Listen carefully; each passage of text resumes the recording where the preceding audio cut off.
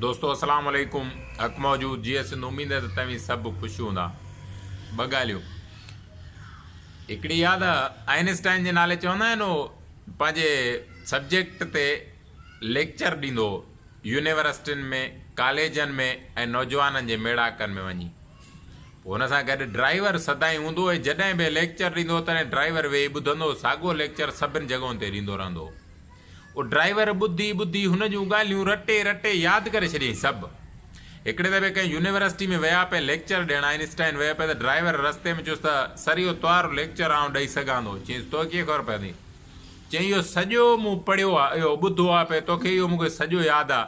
चईंसि हाणे गाॾी ते जल पाण कपिड़ा चेंज था करियूं, मां तुंहिंजा थो पयां, तूं मोजा पा। हलो, आइंस्टाइन साइंटिस्ट माण्हू वॾो। जॾहिं कपिड़ा मटायूं पहुता हुते, आइंस्टाइन खे जेके ड्राइवर जा कपिड़ा पातल आहे, ड्राइवर खे आइंस्टाइन जा ॾाढो अदुरबा करे हिननि खे विहारे लेक्चर लाइ सॾु थियो। ड्राइवर वञी वेठो, शुरू कयईं लेक्चर जीअं आइंस्टाइन ॾींदो। सॼो लेक्चर करे जॾहिं दंग कयईं त हेठो सवाल थिया। नौजवान सवाल कंदा आहिनि, नौजवान अजब सवाल कंदा आहिनि जेके हुन सब्जेक्ट खां ई ॿाहिरि। हिकिड़े नौजवान सवाल कयो त उनखे ॾिसी ड्राइवर चवणु लॻो, उहो आइंस्टाइन त उहो न जेको लेक्चर ॾिए पियो, उहो चवणु लॻो त हिकिड़े क़िस्म जो तो सवाल कयो आहे, हे त तोखे मुंहिंजो ड्राइवर बि जवाबु ॾेई सघे थो। आइंस्टाइन खे हथु खणी चयो आहे न जवाबु ॾे। आइंस्टाइन मोटी अचे हुनखे उहो जवाबु ॾिना। चवण जो मतिलबु इहो आहे त जेके ॻाल्हियूं असांजे ज़हन में रटियल आहिनि, असां रटे छॾियूं आहिनि पंहिंजे ज़हननि में। हिकिड़ा माण्हू चवंदा आहिनि असां पीउ माउ जे चवण खां बिना कमु न कंदा आहियूं। मिसाल तौरु ज़िंदगी में इहे नथा रहनि ऐं ज़िंदगी में घणियूं तकलीफ़ूं थियूं अचनि, घणियूं ॾुखियायूं थियूं अचनि ऐं घणियूं परेशानियूं थियूं अचनि। पोइ उते वेठो माण्हू छा चवंदो, अबा हाणे हे कीअं कयां, अमड़े हाणे हे कीअं कयां?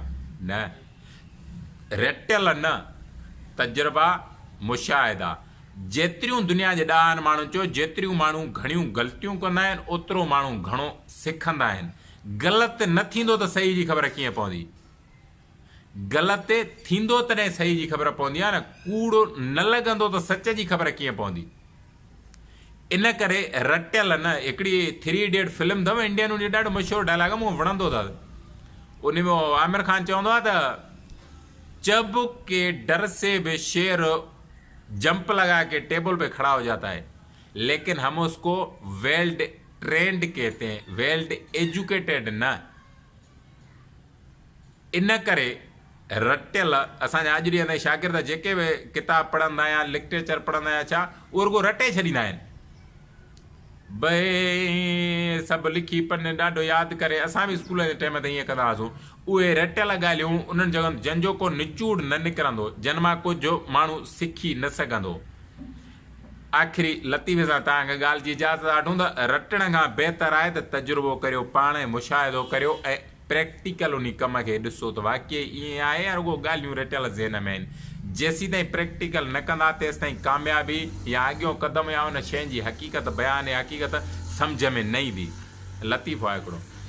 लतीफ़ो यादि, हमरा जी हिकिड़ी बांह कटिजी पई सॼी हितां। बांह कटिजी पई, हिकु बांह सां ज़िंदगी खां तंग थियो अचे, न मानी खाई सघे, न अगठि ॿधी सघे, न छा, न तंग थी। चई हाणे वञी दरिया में बुल ॾेई ख़ुदकशी थो करियां, हिन ज़िंदगी खां मौत भलो आहे। हे ॾाढो तयारु थी ख़्यालु ठाहे आयो त बसि दरिया जी पुल ते जॾहिं अचे बीठो त हिन हिकिड़ो मंज़र ॾिठो, उहो ॾाढो अजीब हो, बांह कटियल। हुन ॾिठो त हिकिड़ो हमरा मूंखां पहिरीं पुल ते बीठो आहे, हुनखे ॿई ॿाहूं हिन हंध खां कटियल आहिनि, पर खिले थो, टपा थो ॾे, भुल थो ॾे। हिन भरिसां अचे ॾिसी हुनजी कैफ़ियत खे चवणु लॻुसि त मुंहिंजी हिकिड़ी बांह कटियल आहे त मां ज़िंदगी में अधु माण्हू थी वियो आहियां, मां ज़िंदगी खां तंग अची वियो आहियां, मां ख़ुदकशी करण लाइ तयारु थी वियो आहियां त मां दरिया में मतलबु बुल ॾेई ख़ुदकशी कंदुसि। तोखे ॿई बाहूं कोन्हनि, खिले थो, टपा थो ॾे, भुल थो ॾे, चकर छा आहे? हुनखे चई मसइलो इहो कोन्हे त मूंखे बाहूं आहिनि या न, मूंखे मसइलो मूंसां इहो आहे, मूंखे दिया पुठी में ख़ारिश, हाणे मां खना छा सां? इन करे भुल पियो थो ॾियां मूंखे को खने।